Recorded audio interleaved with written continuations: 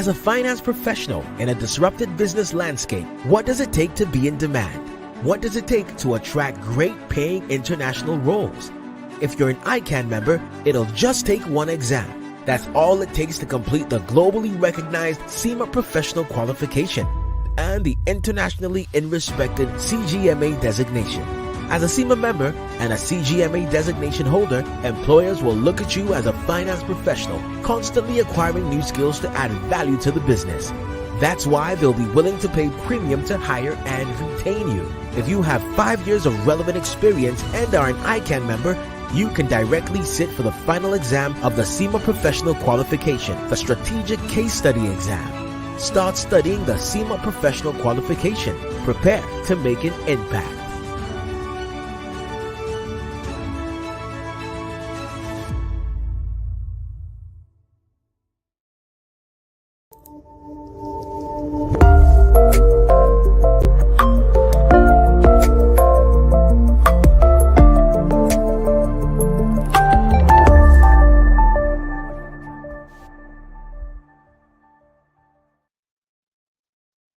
And good evening, our professional colleagues, friends, and members of the Institute of Accountants of Nigeria. Once again, you are welcome to another episode on ICAN on Air, your program, our program. And today, the 17th day in the month of August, year 2023, we've come again with another contemporary topic, recent development in corporate reporting, the FRC Perspective.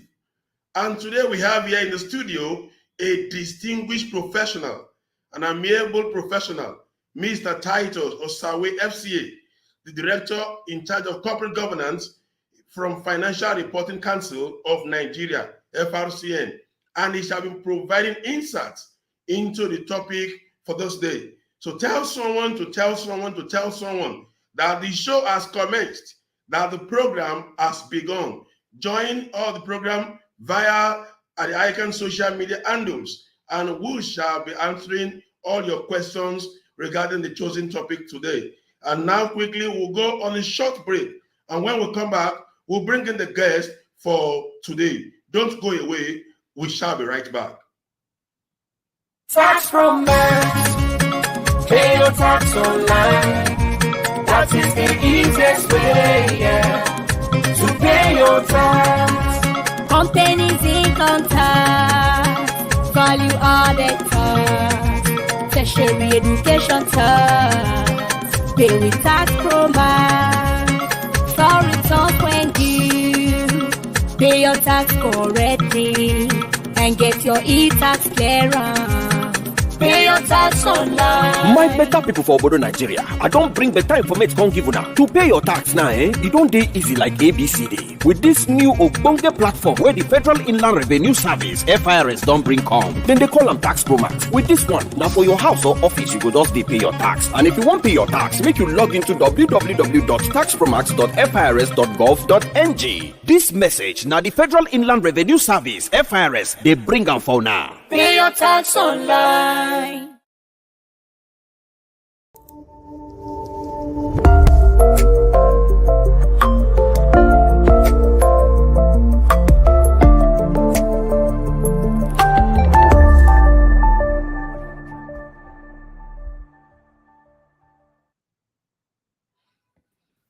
Welcome back to the program.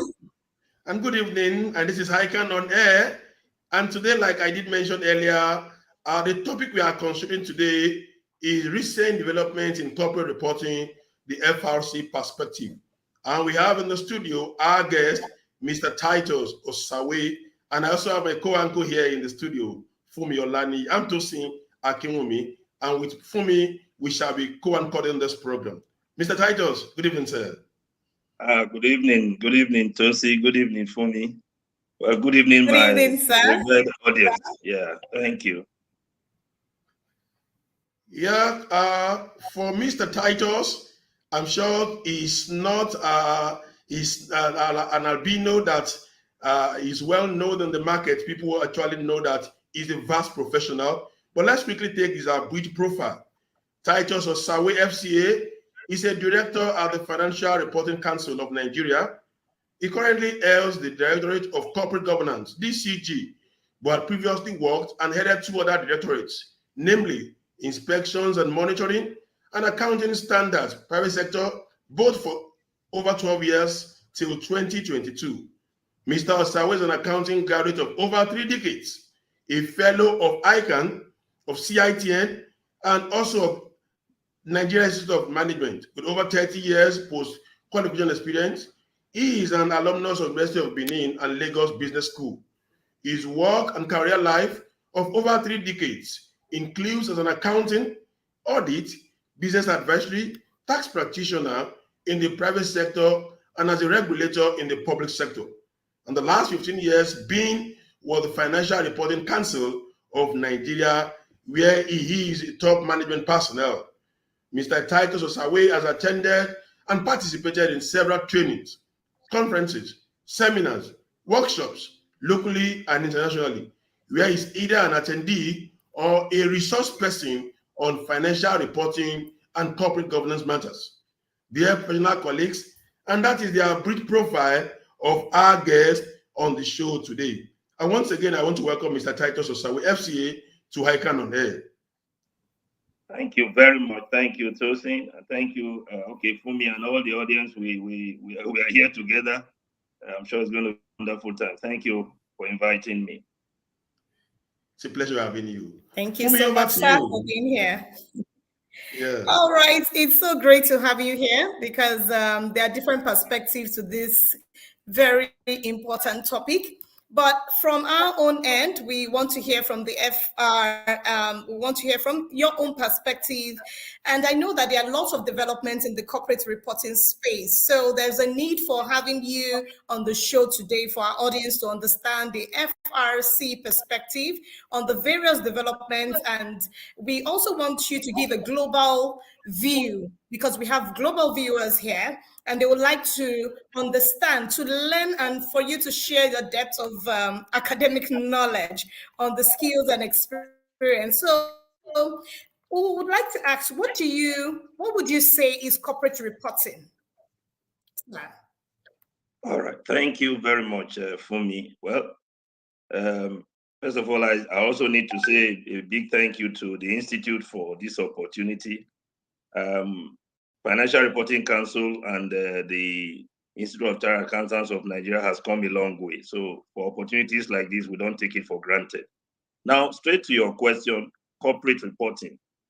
Essentially, when you talk about corporate reporting, you are looking at the report being presented by organizations and entities that has what I would call 2 main legs. One of them being the financial reporting aspect for things that, of course, will eventually end up in things that will end up in financial terms, financial data, financial information. But we also know that an entity is not just made up of things that are monetary alone. There are things that are non-financial. So each time you are talking about corporate reporting, you are looking at the financial information and non-financial information that the entity must report on to stakeholders out there. The one that seems to be very easy for people to relate with are the financial information, which of course will eventually end up in what people will normally call, what is generally called financial statements and all of that. But beyond that, you look at the people that are in the organization, you look at the interactions of the organization vis-a-vis the environment in which it operates, which of course will bring about non-financial information that needs to also be communicated to the general public. So when you put together the financial data and then the non-financial, of course, what you get is corporate reporting. In summary, that's what I would use to explain. Each time we say corporate reporting, we are going beyond just financial reporting. Thank you. Okay, thank you very much. I think that question is just to welcome you to the show. It is to welcome you to the show. And our viewers have just also known that corporate reporting includes both financial and non-financial information. Okay, moving along, sir. In line with the roadmap on IFRS adoption in Nigeria, public interest entities were required to report their 2012 year-ended financials using IFRS framework, and this was followed by other categories of entities. Over a decade later, what would you say the compliance has been like generally? The compliance level has been like generally? Well, to avoid just doing a kind of tick box kind of response, I would say fair enough. The roadmap actually gave some timeline for which various entities were expected to come into the space in the adoption roadmap. The first, of course, were the listed entities and what then was called the significant public interest entities. That was the 2012 era. There was the 2013, and then there's also the 2014. All of these people were expected, entities that fall into each of these categories were expected to do their adoption in the various years that were stated out. If you are saying 10 years down the line, I would say so far, so good. Covering the listed entities and the significant public interest entities, we would say, yes, a whole lot of them have entered, which were the 2012 group. The 2013 group, yes, they have also, as much as possible, come into the space. The only area of concern, which of course the FRC is also working on clearly, is the space for the SMEs. By the roadmap, SMEs were expected to cut over by 2014. But it seemed there were a lot of challenges as to what will they be applying. Of course, the fright of the big volume IFRS was there. But of course, over the years, we've tried to make it clear that there is an IFRS for SMEs, which those in that space, those in the SME space are expected to adopt. So generally, I would say the initial fright has been overcome by a whole lot of organizations, and 10 years down the line, I'm sure I can safely say we are doing well. I agree that you are doing very well, because a lot of companies have actually complied, and we can see that in the FS that is being submitted.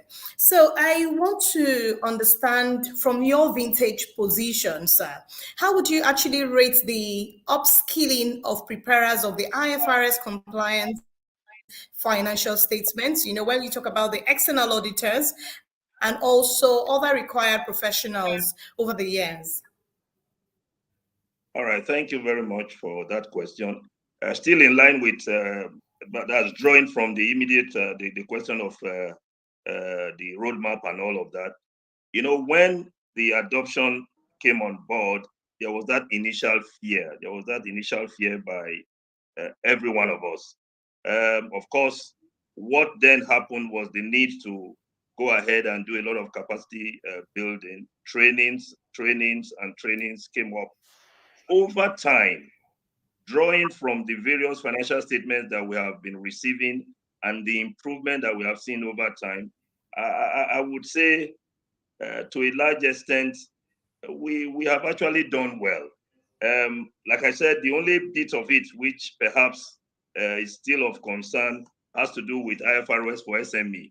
But for the others, I think we have grown to the level where there are various bodies, both the professional accounting organizations, consultants, and all that are already well skilled in IFRS financial reporting. So putting all of that together, I would say preparers, external auditors who are also supposed to be well knowledgeable in it, they've got it to a level where we can say a score is something that we can safely say has, we have reached out there.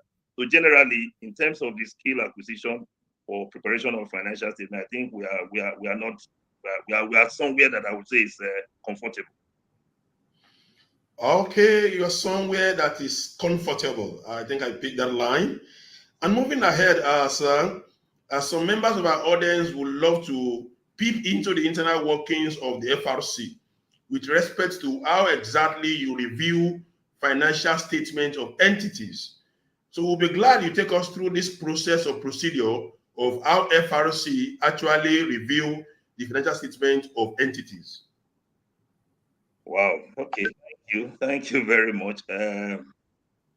This is like sounding like one of the the sessions that I had to also facilitate in an ICAN program where they say we should tell them how to stay on the right side of the law. Generally, financial statements are prepared, and of course, the interesting thing is for Financial Reporting Council, we deal with the audited financial statement. So the assumption is that in coming up with that particular report, all of those that are expected to have input in it, internal resources of the organization, and of course the external auditors have done their bit. So when we receive the financial statement, you see the financial statement as a document is a story, and stories that seems to link one to the other. So right away, we know that for every financial statement, there are things that will drive it, talking about the policies. And so we are interested in policies. We are interested in the application of the various standards individually, as it were, as it relates to the business of the organization in question. So when we pick up a financial statement, those are the things we generally will review to say, okay, in line with the particular standard that we are dealing with, the expectations of that standard, how did you take it into the financial statement that we are handling? Of course, we pick out our observations and all that, but then we also do in a bid to ensure that we are able to cover as much as possible. We have our own risk-based approach where perhaps we do selection. It could be that we are interested in, say, a particular sector within a certain period of time. We focus on that sector and ensure that we roll out, we review as much as possible entities that are in that sector. Of course, we also will do size of organization as a way of also capturing those that may not be in that sector but need our attention. So generally, we have our own internal mechanism to pick.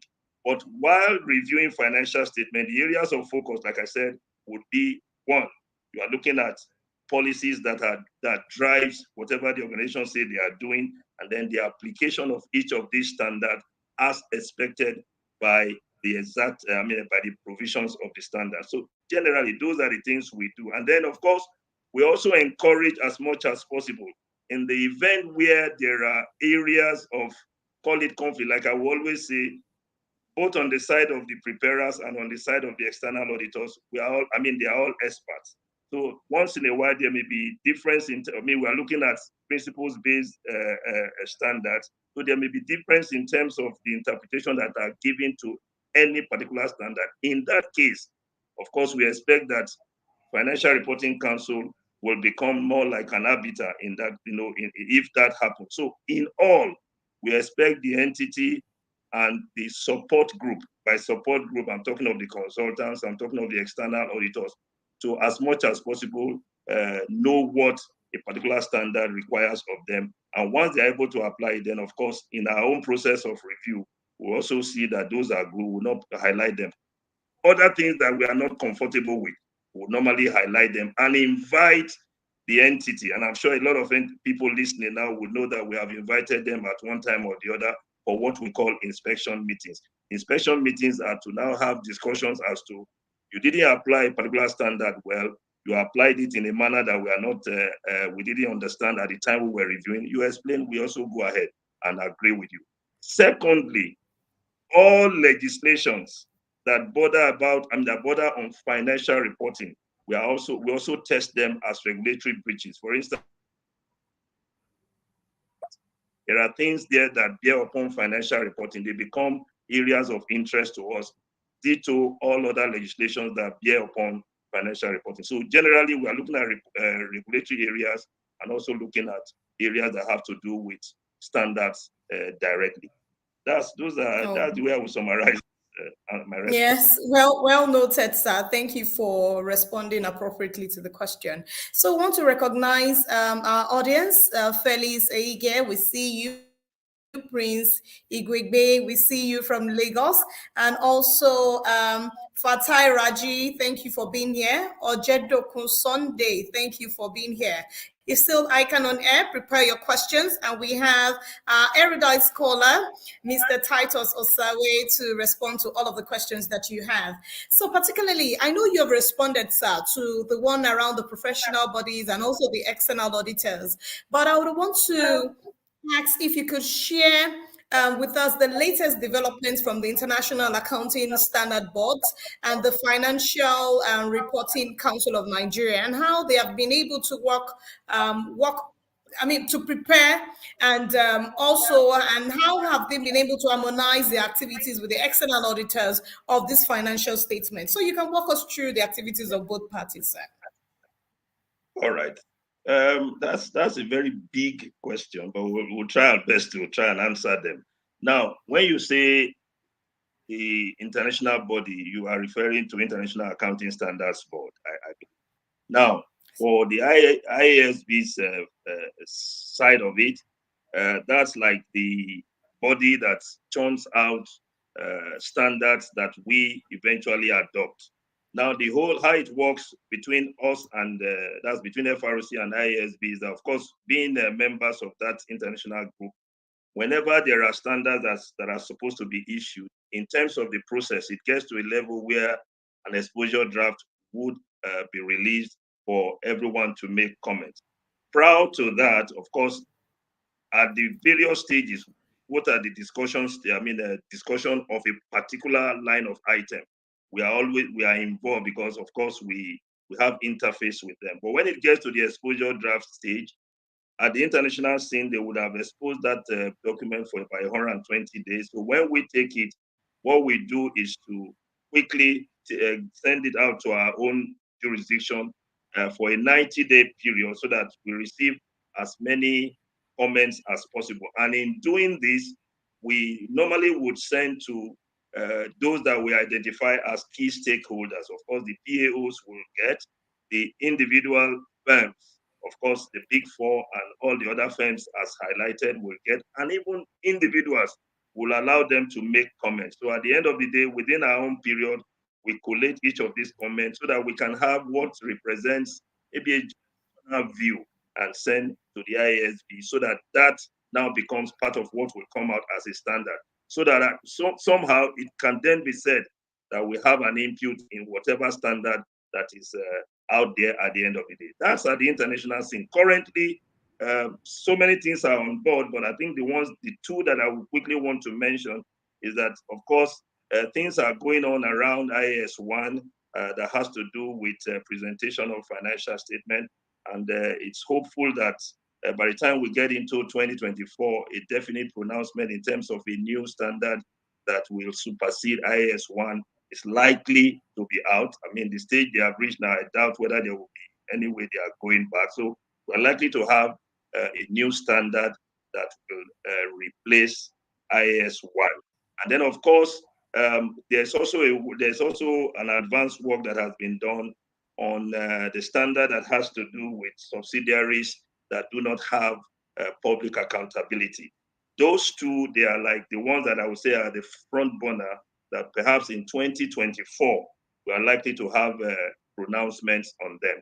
Of course, on the Nigerian side, I've told you how we interface with IASB as far as standard setting is concerned.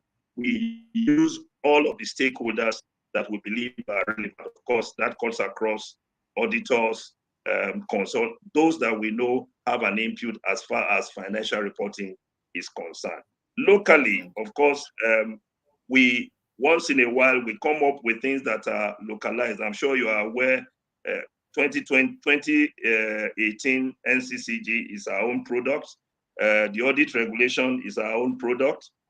Currently, we have a few things that are on board. All of these are things that are our own in terms of development within our own space. By FRC, we are currently working on producing a code of governance for the public sector, a code of governance, governance for the not-for-profit organizations. And of course, we also have one which we call SME corporate governance guideline specifically for the SME subsector, because like I said initially, that's an area of interest because we know in terms of size, the SME is not a group that should be ignored by anybody or in any jurisdiction. So we are focusing on it both in the financial reporting space and even in the corporate governance space.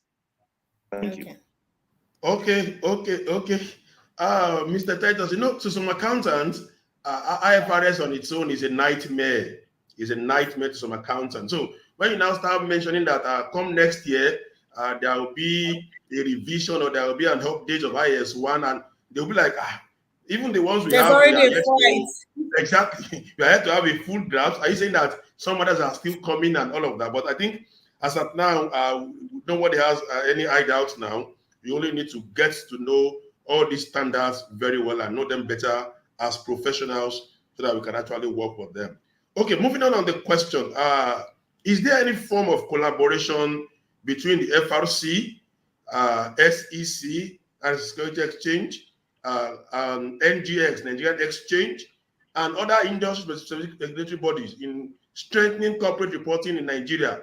If there is, what form of collaboration do we have, and how has it fared so far? Wow, that's a triple barrel question, Abi. Yes, there is, and there will always be. I mean, we are all operating in the space that as much as possible we want to support one another. So each time you refer to regulators, as it were, I think the best way to go is to always collaborate. Financial Reporting Council seems to have, it's like an umbrella in terms of coverage. It seems to have everything under its its own umbrella. But then each of these other ones you have mentioned, they have specific targets, which are also part of what FRC is interested in. So certainly there has been collaboration and it's still ongoing. For instance, maybe the quick one that one can use as a point of reference is the NCCG 2018, which became more like everybody's own. Prior to that, of course, we know that there were several corporate governance codes that were industry specific. The CBN had its own, SEC had its own, NICOM had its own, and then there was this agreement, so to speak, to come up, because at that, I mean, FRC had, in terms of the legal backing to regulate things around corporate governance nationally. But in coming up with the National Code of Corporate Governance, all of these other regulators were part of it. So it became easy to own it because it was everyone that worked on it. So some collaboration continues. And I'm sure in the last 2 months, we are aware of what happened in the area of sustainability, where Nigeria pushed forward to say, look, we have adopted, we are adopting whatever the ISSB comes up with. And that particular event was an event that showcased the collaboration between FRC and NGX. It was even, something that I'm sure you were all involved in. So the collaboration between regulators is ongoing, and I believe it will continue for as long as we want things to be done right. Okay. Thank you very much, sir. The collaboration will definitely continue. So we'd like to go on a commercial break right now. Remember to share your questions, and Dr. Titus Osawe will be very much available to take your questions. So we'll be right back. Security is key to national development and growth. No nation can be truly economically successful without peace and stability, or when its security is threatened.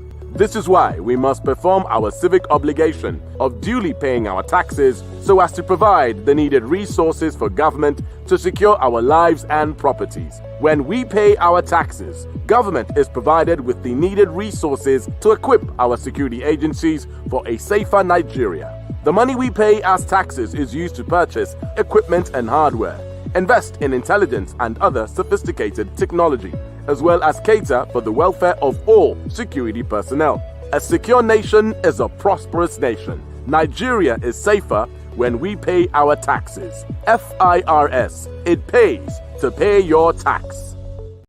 Tax romance, pay your tax online. That is the easiest way, to pay your tax. Companies income tax, value added tax, tertiary education tax, pay with tax romance, file returns when due, pay your tax correctly, and get your e-tax clearance.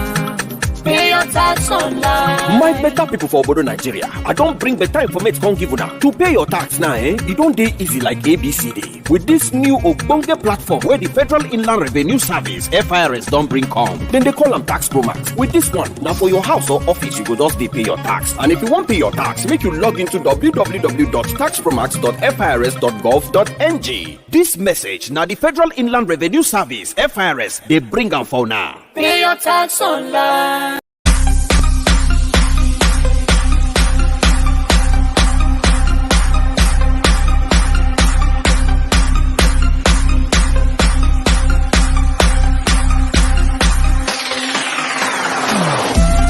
Tonight's president and the chairman of Golden Council, Dr. ICAN of FRC.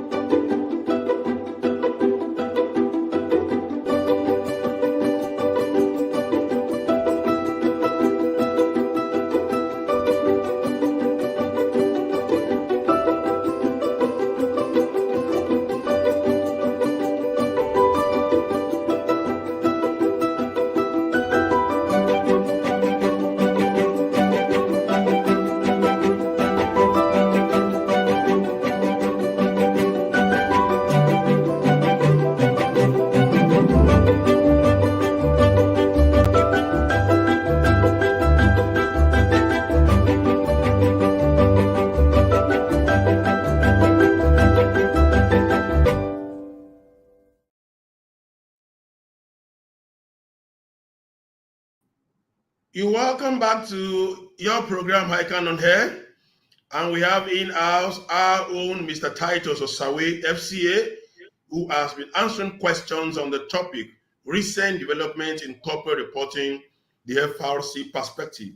So if you are just joining us, you can send in your questions, and we have been seeing questions from our audience. And at the appropriate time, I assure you, we'll pick those questions. Mr. Titus, going on with our questions. The FRC recently signed an MOU with our own institute, ICAN. And from the FRC's perspective, how will this collaboration deepen and strengthen corporate reporting? Thank you very much. At least it's one of the things we are very happy about because we are also dealing with ourselves as members of the institute. Exactly. The MOU you are talking about has to do with the audit regulation space. Now, I'm sure you are aware that we have Audit Regulation 2020 that came out focusing now on audit quality. In time past, we seem to have been doing more of dealing more with the preparers. Of course, we know the trend worldwide, so we also felt there was need to have something to do with audit quality itself. Now, by the configuration of the Financial Reporting Council, we are focusing on what you would call PIEs, public interest entities. And for obvious reasons, we felt you don't want to go certain things alone. So if you already have a proper structure that can take care of it, why don't you sign on? And of course, our institute became a ready body to sign such a relationship. So the MOU you are talking about, the most recent, has to do with what is called instrument of delegation. In carrying out our audit quality reviews and all of that, because of the size and the coverage we envisage, we thought it wise to allow the institute, using the facility that we know are already there, to give us that support in carrying out quality reviews on our behalf on entities that are outside the space of PIEs. So the particular MOU we are looking at is an instrument, I mean, it's one that was signed recently, focusing on audit quality for auditors now. So the Institute of Chartered Accountants will support and assist the Financial Reporting Council in doing that review on our behalf. Well, the terms and all of that are contained in the MOU, and I'm sure it will be a win-win for everybody. Now, what that will also guarantee is that somehow along the line there will be an upscaling. We know we have a lot of auditors. If you are looking at the very big ones here, maybe nobody has arrived, but at least in terms of suitability for doing the work, we know that some of the big auditors, they have gone to a level that we are comfortable with. So we want to use this to pull up the generality of audit practitioners, so that at least whatever audit report comes out there, we believe it will be on the basis of an average score. It will score an average. So that's the MOU that is recent. I mean, that was recently signed between FRC and the ICAN. Thank you. And we definitely look forward to more MOUs being signed. This is the collaboration we always look forward to. So, sir, Nigeria actually adopted the IFRS S1, the one for S1 and S2 for sustainability reporting this year. And this has actually become the first African country to do so. What is the FRC doing to develop its own capacity? And how are you actually supporting the reporting entities and assurance practitioners, given the short implementation time frame that we have? Okay. Well, some of these, the response will look as if you are one is scoring itself and a high mark right from the beginning. Or you say, what are we doing internally? Of course, you know that for such a thing, the things that we'll try as much as possible to ensure is that we are ready for the work that has already come upon us, so to speak. So internally, we've already put together our own squad in terms of building up the capacity for FRC internally. But then beyond that, and now a readiness group, like a roadmap, just like the way the roadmap thing on the IFRS adoption was set up at that time. We have also set up a group working to ensure that the generality of those that will go into the S1, S2 adoption right away are properly trained. Currently there are things that are out there, all aimed at, they are all capacity building efforts being put together by FRC in collaboration with all of the persons, especially the NGX, and of course the readiness group has a combination of regulators are all there, it's stretched even to the academia. So there's a readiness group that have been put together to develop more like a roadmap of how we want to go as far as these sustainability reports issues are concerned. So it's all about knowledge sharing, gaining knowledge, learning and training. And I think in a very short while, that group will come up with something that we can at least send to the entire space to know what FRC wants to do in terms of building up capacity to attend to the new standard that are already in issue. Okay, sir. And still on the recent development, in addition to reporting under IFRS, as you've been doing, listed entities will have to report on ICFR and sustainability in 2023. Isn't this too much of an implementation burden on those companies, sir? Well, I would just say no. The issue is it's a learning thing, and recall that when we entered the IFRS space, when we made International Financial Reporting Standard our financial reporting framework, it took a while. And of course, for those of us who are on this side as regulators, whether you say directly or indirectly, we didn't start doing what you would call inspection and compliance monitoring reviews generally until about 5 years after, because we needed to give space for people to tinker with it, bring out something. We all keep learning. And within that space of 5-6 years, there was always interactions with FRC. But remember that in that case, in the case of IFRS, I would say we were a little bit disadvantaged because many jurisdictions had entered before we jumped in. We kind of jumped into a moving tree. But I think in the current space, especially for that of sustainability, we are starting when everybody is starting. So I believe we are all going to be learning it together. Now, on other reports that are being churned out, one thing I always find difficult to agree with is that we are over-regulated, because at the end of the day, it is when you regulate that can even bring, in terms of confidence, to the corporate reporting we are talking about. It is for people out there to know that someone is here looking at what the entities themselves are doing and even what the assurance providers are doing. That is what regulation is all about. Maybe I just give a small thing that is laughable. For many of us who travel abroad, in our first instance, we use the hotel. But by the time you start start going to individual houses, then you know what regulation will make all of us do. That is when you know that you don't have to put on your light for every time if you are not going to be there, because somebody is conscious that if I do this, I'm going to have outflows that I cannot manage. So regulation at least puts everybody in check, except maybe we are afraid of being checked. I think that is what regulation is supposed to do. So I don't think we are over-regulated. Let's just make up our mind that we will do this thing over time. It will filter away in terms of the negative effect and the negative vibe that is created now. We are not over-regulated, and I think we can cope.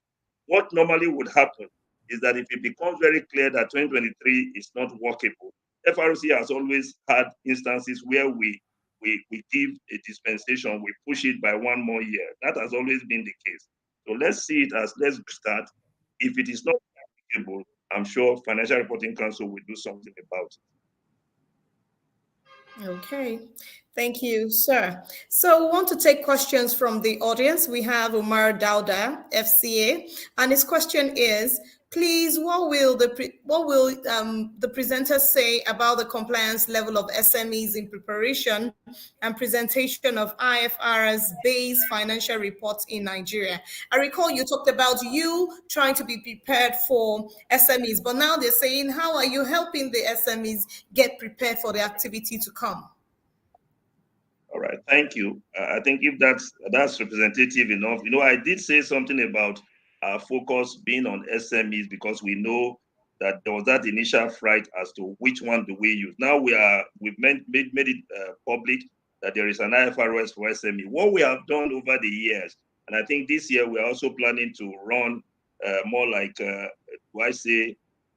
program around the federation in at least 3 or 4 locations to deal with IFRS for SME specific. But about 2 years ago, we did some programs around it. So the best we can do is to keep doing some training exercise to allow people know that there is that document which entities that fall into the definition of SMEs should apply. So his question, very clear, yes, in terms of usage and in terms of compliance with the provisions of IFRS for SME, we have not reached that level. And that is why, having identified it, Council is pushing to do a lot of training. Like I said, this year, we hope to be able to do it in at least 3 locations, 3-4 locations before the end of the year, just focusing on IFRS for SME. Okay, another question from our audience, Olayinka Degbite, saying, what are the conditionalities for an entity to file up an audited financial statement with FRC? Wow, that's a good one. First of all, just know that for an entity that has an audited financial statement, you are expected to file with the Financial Reporting Council 60 days. There's a 60 days period, 60 days after the board approval of that financial statement. That is when that financial statement is expected to be filed with the FRC. That will be a base in terms of condition. But if you are a regulated entity that has regulator that you must file with, there's a 30 days interval, which now interface. But I think generally an entity is expected to file its financial statement with council 60 days after its board approval. And then, of course, in all of those things, the financial statement itself will comply with our rules on certification, where anybody that is signing is expected to have registered with the Financial Reporting Council and have an FRC number that must be indicated in all of those financial statements that you submitted. I think in fact, this is a follow-up question. All right, okay. This is a follow-up question on that question you just responded to. Fagbolatemi Tokwe is saying, is there any sanction for first-time offender corporate entity that its corporate reporting standard did not measure up to the expected standard? If it continues to be unyielding, how do you handle such corporate entities, sir? Okay, so thank you. I think the answer to that question is already in the question.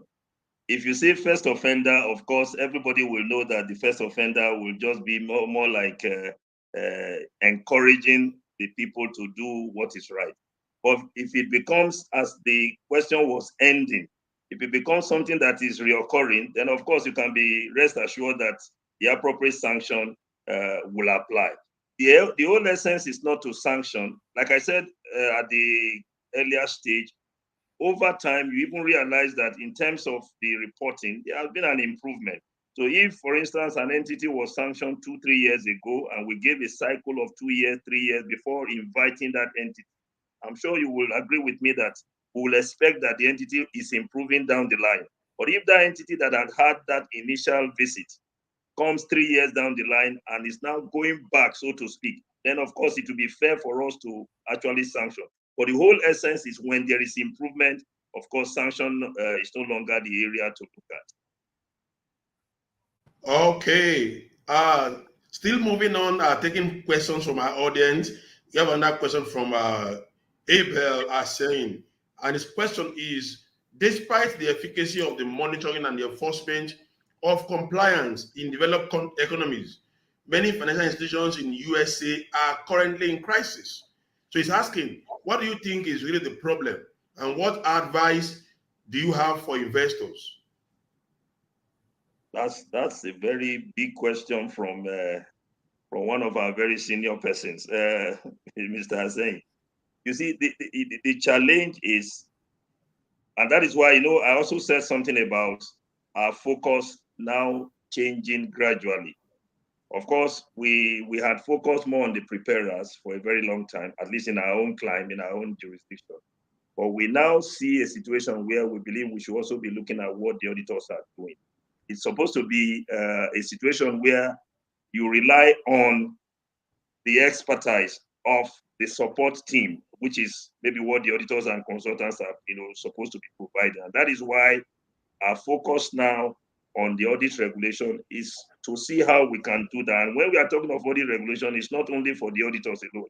It's actually auditors and other assurance service providers. For instance, we're interested in what the valuers are doing. We're interested in what generally those who according to the definition of financial reporting process, capture.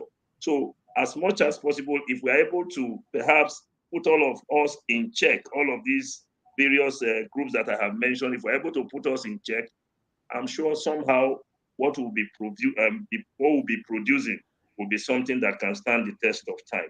When we are able to do that, I'm sure the confidence needed by the investors, both internal, external, current, and potential, will definitely improve. Okay, thank you very much. So we have a lot of questions coming in, but I perhaps want to ask a question around the FRC issued, you issued various sets of corporate governance codes for the different categories of companies and organizations.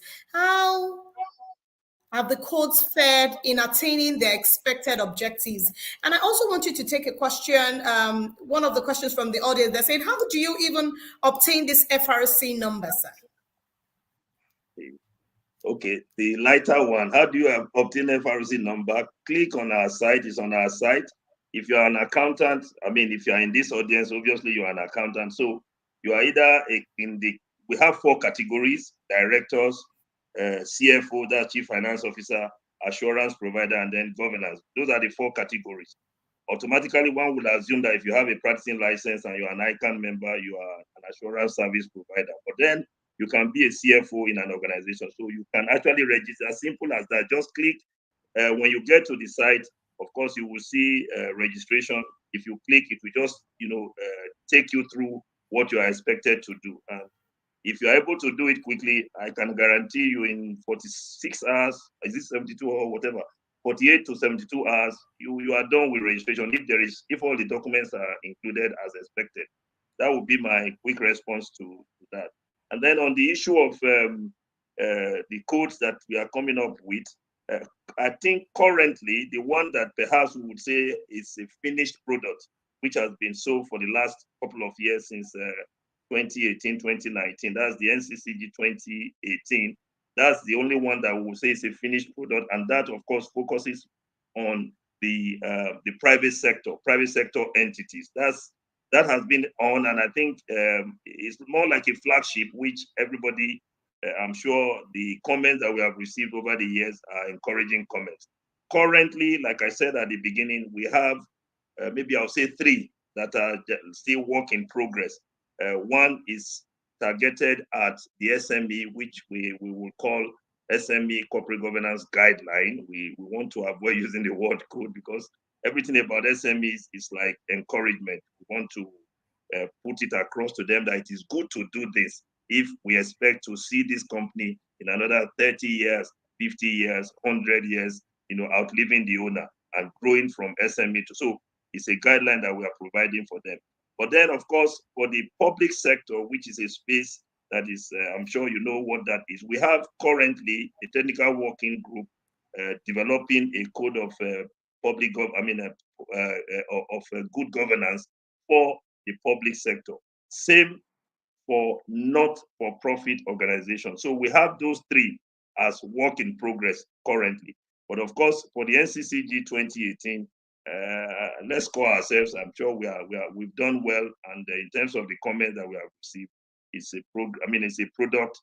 a document that has received a lot of acceptability across board in the private sector, definitely. Okay. That's a good one. Quick one. There are 2 quick questions here, sir, that I just want you to quickly answer. From Umar, one is from Umar Yaya. See, as chartered accountant and chartered tax practitioners, do you have to register with FRC separately for each service? The choice is actually yours. We have provision for multiple registration. Now, the chartered accountant and the tax practitioner, if you register, say, as a chartered accountant, well, all of that, I'm sure we are in the same space. We know what that means. You can actually register as an assurance service provider, and in terms of limits, you know what you can do. But like I said, the choice is yours. If you want to register both, or you are going to do, in time past, multiple registration attracted some very huge amount. But now, whatever you are paying it as if you are registering one. But there is provision for multiple registration, as many as 3, as 2. Of course, 4 is an overkill, but if it's possible to register 4 as 1, go ahead and do it. Okay. And another one here from Antonio Yemachi. So the guest speaker should please confirm if FRC still accepts compliance with IAS where there is no equivalent IFRS. Just to confirm compliance if that is being accepted by FRC. Well, it's a yes and no answer. The truth is, I doubt whether there will be transaction currently that is not covered by one IFRS. When we talk of IFRS, we are saying the IASs that we know by number, the IFRSs that we know by number, the interpretations that we know by number. So by the time you go through all of this, I'm sure something will click. Otherwise, the conceptual framework becomes the only area of reference. So that question, that's why I say it's a yes or no answer, because there is always something that will cover it. Okay. Thank you so much, sir. So we would like to wrap up on the program because, they always say time is not on our side. But I would just like you to advise our audience, advise the business and organizations that are listening right now, external auditors, and also for ICAN. ICAN is actually open to ideas that would advance the growth of its members. So what is your suggestion on filling knowledge gaps regarding the various and recent developments on standards? How would you advise us in terms of uniformity, transparency in reporting in both public and private organizations? Thank you. Thank you very much. I think this is something that perhaps concerns all of us. One, I think one would explain that. One would say, let's be open-minded. The profession that we are in is no longer static. It's so dynamic. In fact, I joke a lot on some of this. I say, look, maybe the lawyers say they are learned, but I think we are now being forced to become learned too. Why? Because it's the space in which we are operating, things keep changing. So for those of us who are in this profession, whether as practitioners or as those that are even in the industry as preparers and all of that, we just need to be open, knowing that this word that they say learning, relearning, unlearning, and learning again is something that we have no choice about. If we want to be relevant, then of course we should, as much as possible, know that we just have to keep learning. The ISB that we are talking about, it's possible that every year they come up with something that is new, and it will not be an excuse for anybody to say, look, I'm over. I'm okay with what I have known now, because if you want to keep being relevant, then you must be open to learn, to seek knowledge. And some of this seeking knowledge is both at the level of the organization, if the organization is going to send you, or personally, because it's your personal responsibility to know. So I would just encourage us as professionals to be open to learning as much as possible. Thank you. Yeah. Wow. Thank you so much, Mr. Titus Osawe, FCA, Director, Corporate Governance, Financial Reporting Council of Nigeria.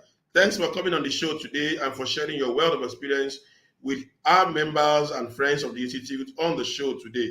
We want to say thank you for coming. And when next we call upon you, we are so certain that you are acting unto us. Thank you very much. Thank you for the opportunity. I want to thank the Institute and, of course, the very powerful anchor, Tosi. And then to the audience, thanks for tolerating me. God bless. Thank you very much. It's a pleasure to have you on the show. Okay, Fumi, let's quickly take the announcement. Thank you so much. Okay. So we have just over to you. Go ahead. All right. So remember to register for Remember to register for the annual accountant conference. Early registrars will get something special, but please ensure that you go to the link on the ICAN website and do your registration immediately. They would say limited seats available, right? So yeah, sure. And this is the highest gathering of general accountants in Nigeria that you can ever dream of. So our members are expected to be here to register for the 53rd Annual Accountants Conference coming up in Abuja between October 9th and 13th of this year. It's happening in Abuja. Let's quickly register and be part of the 53rd AAC. Also, we have the IT and Consulting Faculty webinar coming up on August 21st, 2023, between 10 a.m. and 1 p.m. The fee is just 8,000 naira. Please go to ICAN website and register. And that will be all for the show today. Our time is far spent. Our time is far gone. We want to thank all our audience for being part of this program on today. And we have discussed recent developments in the guidelines, and which Mr. Titus Osawe has actually mentioned to us. Till I come your way again with another guest, we say thank you for being part of the show today, and thanks for watching. Thank you very much, everyone. Keep learning.